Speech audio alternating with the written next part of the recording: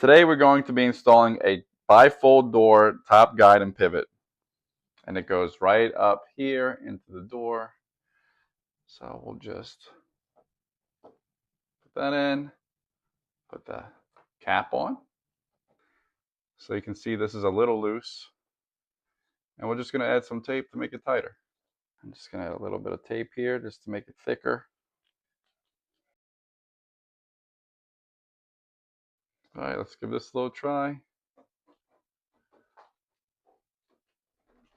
Much better. And then we just push this down.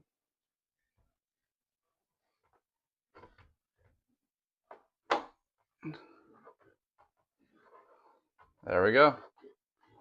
So this is what I used. It's the bifold door top guide and pivot by 3/8 inch.